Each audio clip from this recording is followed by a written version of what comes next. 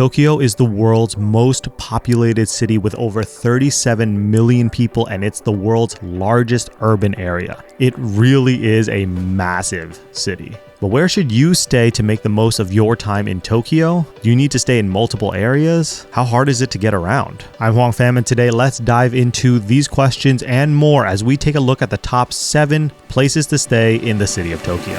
The next station is Tokyo.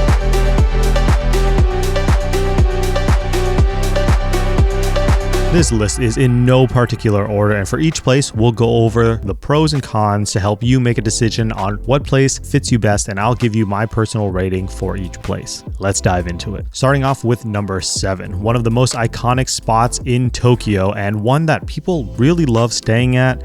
This is Shinjuku. The next station is Shinjuku. Shinjuku is home to the world's busiest train station, and this can be a pro and a con. Shinjuku really is a hub of so many different things, from food to shopping, and especially for nightlife. This area is the nightlife capital of Tokyo, so if that's your vibe, then this is the place for you. The streets are filled with amazing food as well, so much so that you won't even be able to try everything, not even close. There's a reason why this area has the busiest train station in the world. Nearby, you'll find the Tokyo Metropolitan Government Building with its free observation deck, and the famous Godzilla statue overlooking the streets of Kabukicho, the nightlife capital, amongst so many more things. I have video guides for many of these specific places, so feel free to check those out. Alright, so Shinjuku is packed with a lot of things to do, but what do I rate it? Well, let's break it down into 3 categories: convenience, atmosphere, and stayability. For Shinjuku, convenience is a 9 out of 10. Shinjuku Station being the largest in the world means that there are plenty of ways to get from Shinjuku to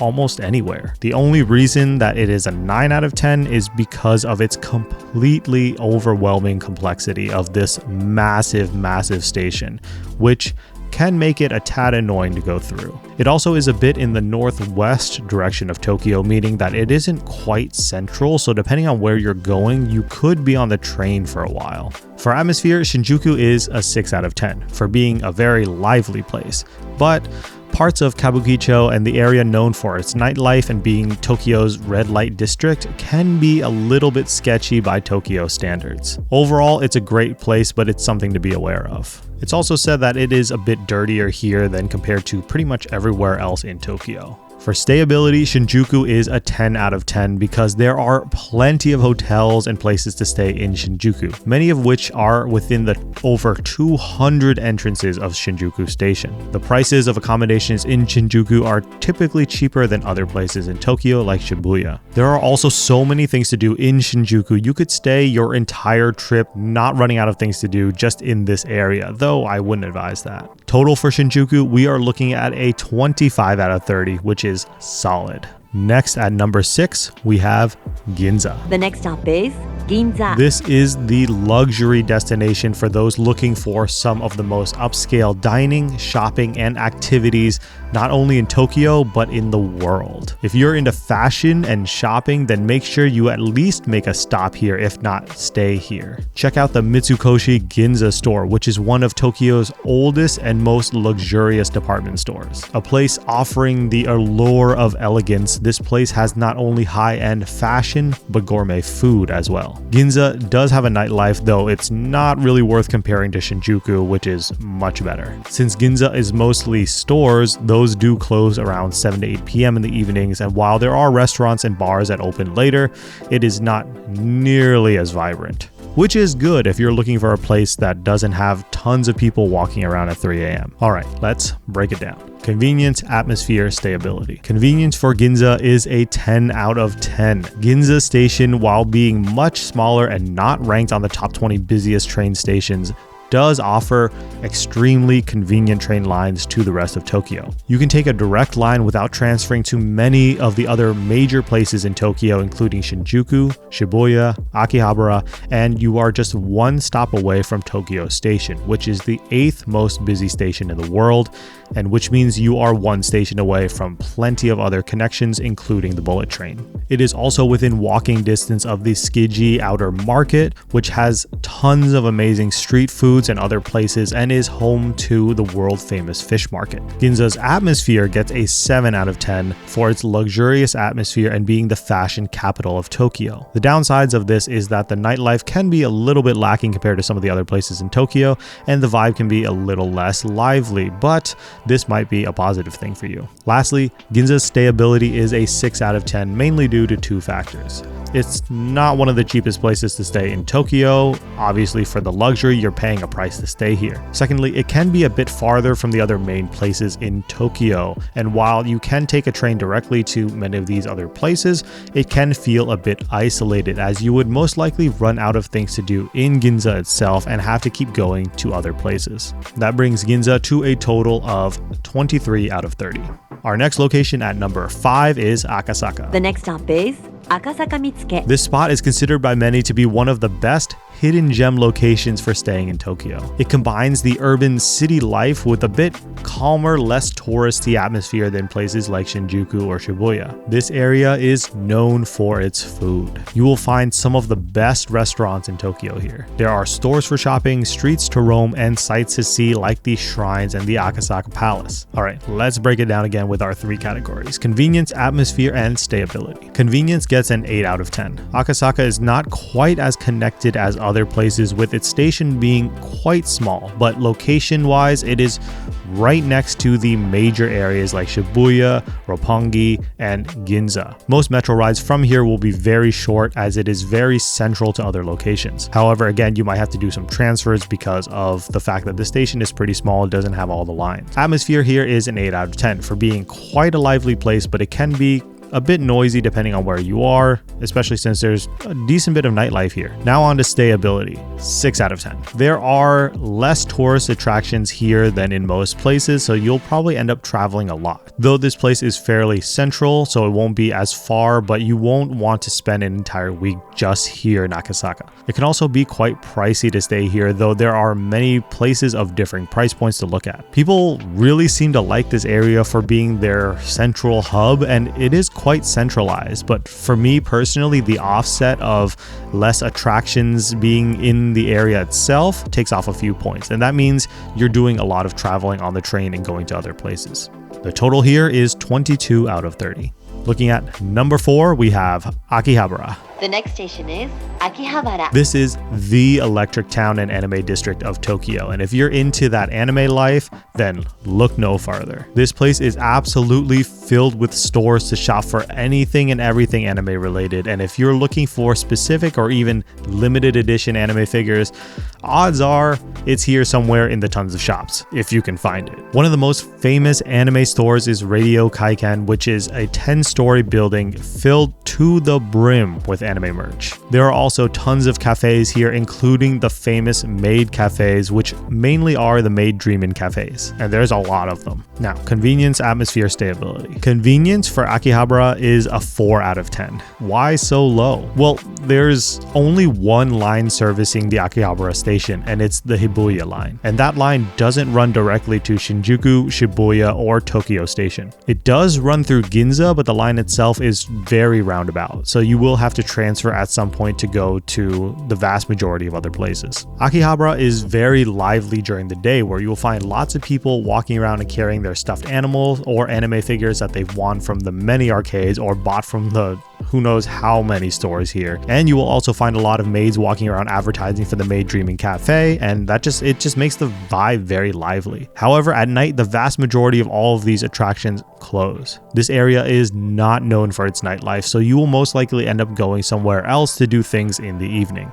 So due to this, it makes the atmosphere score a 5 out of 10. Lastly, the stayability. And this is a 4 out of 10, mostly for the reasons I mentioned before. The Electric Town area of Akihabara is very small, and you can see most things there in an afternoon. So staying here, in my opinion, really isn't worth it. But don't get me wrong, this area is definitely worth visiting. So for Akihabara, we're looking at a total of 13 out of 30.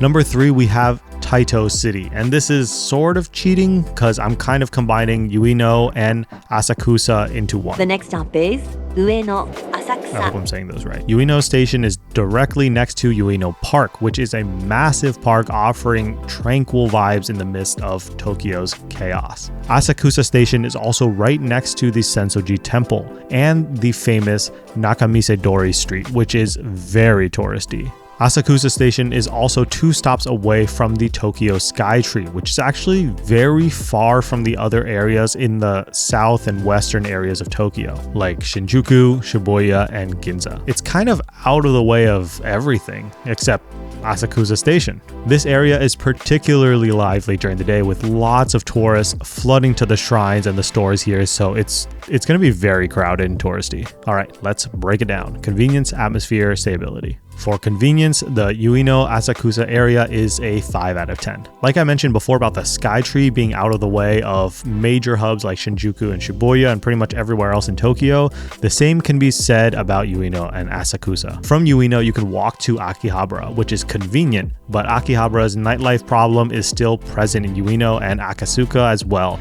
And if you're looking for peace and quiet away from the craziness of Shinjuku, then this might be a good spot for you. But if you're looking for things to do in the evening and that nightlife vibe, then this is not the area. That brings us into atmosphere, which gets an 8 out of 10. This area does give you those touristy vibes, especially in the areas near the shrines, along with the city vibes and good restaurants and the peace and calmness at night as tourists leave this area to go elsewhere. Overall, it's not bad, but the lack of nightlife contributes to the -2 points. Lastly, stayability. This area gets a 6 out of 10. This area is cheaper than other areas in Tokyo, and there are things to do around here, so staying here is an option. However, being so far away from Shinjuku and Shibuya, for example, and just going to Shibuya from here, you have to take the Ginza line, which starts at Asakusa and ends in Shibuya, which means you're on the train for a whopping 18 stops. It's not the most convenient place, but it's also not the least convenient place, with some major attractions here as well. The total for the area of Ueno and Asakusa is 21 out of 30. Moving right along to number 2, Shibuya. The next station is Shibuya. So I have a whole video on Shibuya, and if you want all the details, go and check that out. Shibuya Station is the second most busy station in the world after Shinjuku, and the vibes of Shibuya are similar to Shinjuku. Well, sorta. Shibuya has all the hustle and bustle of the city life, but more of a fun vibe compared to Shinjuku. There is plenty to do in Shibuya, from going up the Shibuya Sky, which is Tokyo's 3rd highest observation deck, to going to the flagship Mega Don Quixote store. There is plenty to see, do, shop, and eat. Shibuya kind of has it all, with its amazing food and different variety of shopping from budget to high-end, and a nightlife vibe that is unmatched. Right outside of Shibuya Station is the world-famous Shibuya Crossing Scramble, which sees around 2.4 million people cross it per day, and it's called the world's busiest crosswalk. There's a reason why all these people are in one area, because it's a great place to be. All right, let's break it down. For convenience, Shibuya is a 9 out of 10. The station here is very well connected to the rest of Tokyo, but the only drawback is that it's on the southwestern part of Tokyo. And that means if you're trying to get to, say, the eastern side like Asakusa, like we mentioned before, or to Disney, for example, you'll be on the train for quite some time. The atmosphere in Shibuya is unmatched, and I personally love the vibe here, and so I might be a little biased, but I think Shibuya offers the most fun vibes, especially nightlife. I personally love the vibe here, and I may be a little biased, but I think Shibuya offers the most fun vibe, and especially nightlife. It's lively with lots of people and things to do, while unlike Shinjuku, isn't filled with bars and red light district vibes. It's much more fun and friendly. 10 out of 10. Lastly, stayability, 8 out of 10. There are plenty of hotel options here in different price ranges, and we personally stayed a little bit farther away from the main crossing itself to avoid the noise at night, but still close enough that we could just walk over and enjoy the downtown vibes if we wanted. There's plenty to do here and lots of shopping for all different price ranges and different levels of fanciness. You're just 1 to 3 stops away from Shinjuku depending on which line you take, and you have 4 to 5 different options, as these two are the 2 busiest train hubs in the world. You can go to other places as well fairly conveniently, but what I enjoyed the most is after wrapping up a day exploring some other area of Tokyo, being able to come back to Shibuya and strolling the city and eating and shopping before going back to the hotel was really fun. So I like coming back to a lively, vibrant area that I can also just hang out in if I wanted to before I go back. 27 out of 30, totally recommend. Last but not least, we have Tokyo Station. The next station is Tokyo. When in Tokyo, why not stay near Tokyo Station? This area is right next to the Imperial Palace, just 2 stops away from Akihabara and 1 stop away from Ginza. Basically, the center of the city itself. Tokyo Station is the 8th busiest station in the world, and the station itself has plenty to do inside, including food and shopping. The station building itself is quite iconic and is a very distinct building that stands out in Tokyo. But let's dive into the details by breaking it down. For convenience, Tokyo Station gets a 10 out of 10. It has most major lines connecting through it, making it very convenient to get nearly anywhere else. If you're only spending a short time in Tokyo and you're going elsewhere in Japan, then you might want to stay here just because of the convenience of the bullet trains. Bullet trains do usually start from here, so if you're going to Osaka or Kyoto or elsewhere in Japan, it's pretty convenient. The atmosphere here is a 4 out of 10. It's not the most lively place at night, though you can go somewhere else like Ginza nearby for more of a nightlife. It is very pleasant here at night and is on the quieter side, as there are a lot of business buildings here that do close. For stayability, we're looking at a 5 out of 10 for being a convenient place. However, it is lacking in the nightlife and things to do outside of its major convenience. Total for Tokyo Station, 19 out of 30. Let me know what you think. Do you agree with these ratings, or do you think some should be higher or lower? Let me know in the comments section down below, and let me know what your favorite place to stay in Tokyo is. And on that note, I will see you guys in the next one.